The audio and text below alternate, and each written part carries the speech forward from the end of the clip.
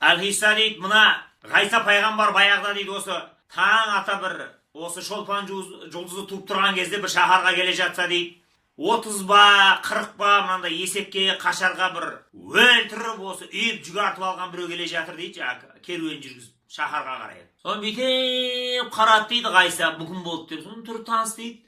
Жақындап келіп қараса дейді, Ібліс, малғұн, сайтан. Таң қалды дейді, ей малғұн, қайда барасың таң атпай?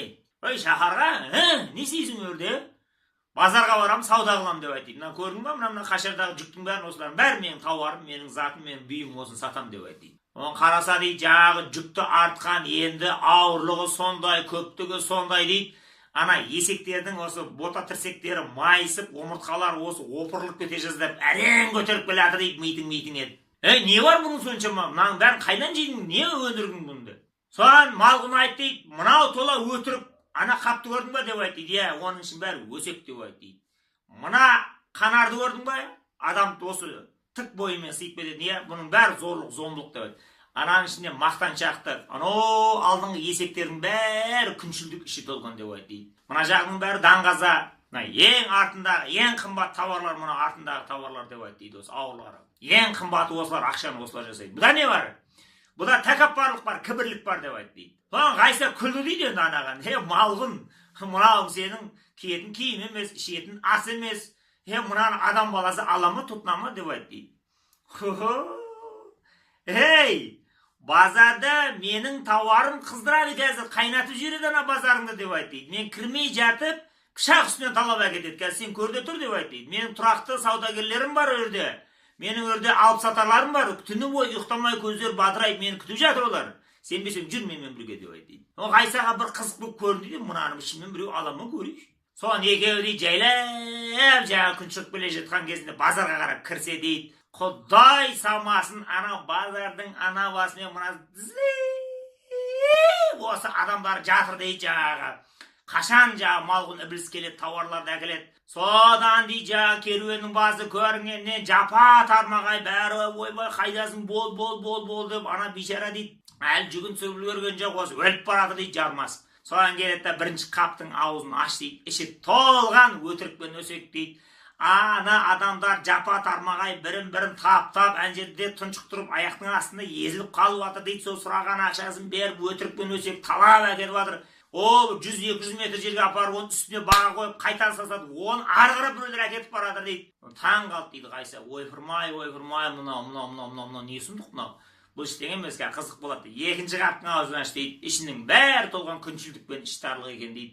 Сөйтсе мына абысын ажындарын көре алмайтын, іші тарына, ішіне пышақ айналмайтын, ши айналмайтын күншіл қатындардың бәрі кезекке тұр дейді. Мен алам деп таласып, тармасып, бір-бірінің бетін тырнап, шашынан жұлып, қырғын болды дейді енді әне жері. Содан бір кезде айтты дейді, енді мына қапты ашамыз деп ашып қабет дейді. Іші толған зорлық, зомбылық пен қиянат екен дейді.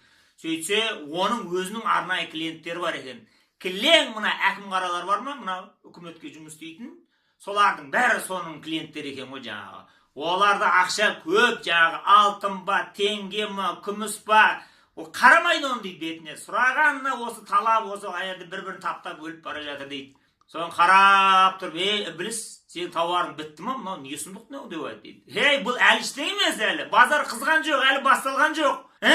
Сауданың көкесі мен қазір неден тәкаппарлықтың қабының аузын ашқан кезде болады деп айтты. Мынандай үлкен бір қаптарды әкелді, аузын ашып жіберіп еді дейді. Құдай самасын, іші толған кібірлік, тәкаппарлық, менсінбейтін ешкім сондай бір. Сөйтсе дейді, мына көкірегі қуыс, надан, ештеңе оқымаған, өмірде жолы болмаған, көңілінің бәрі жандай осы қараңғылық басып кеткен жүрегі соқырлардың бәрі сол тәкаппарлыққа қарап жапа тармағай бас салды дейді ғой. Патыр-пұтыр талап атыр. Оны көтеріп ан жақтан екінші біреулерге сатып, ана басқа қалдарға кетіп атыр дейді ана әне жерден. Соны айтты дейді, қарап тұрып, малғұн, сенің мына тауарың бітті ма деп айтты дейді. Біткен жоқ. Әлі артта 20 есек бар, жүк тола. Онда не бар? Әлі мақтаншақтық бар, даңғойлық бар, даңғазалық бар, тойшылдық бар, ысырапшылдық бар. Қайда әлі? Мына кедей кепшіктер, мына жүрген бұқара халық бар ма деп айтты.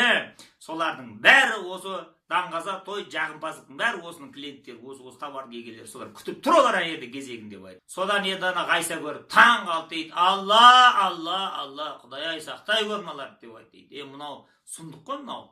Соған қарап тұрды дейді. Малғұн, осы сенің мына сатып тұрған тауарыңа қызықпайтын адамның баласы бар ма деп айтты дейді. Сол кезде жағы іблістің дейді көңіл күй түсіп, пәс тартып қалды дейді енді осылай. Өкінішке орай ондайлар бар деп айтты дейді. Кімдер олар деп айтты дейді.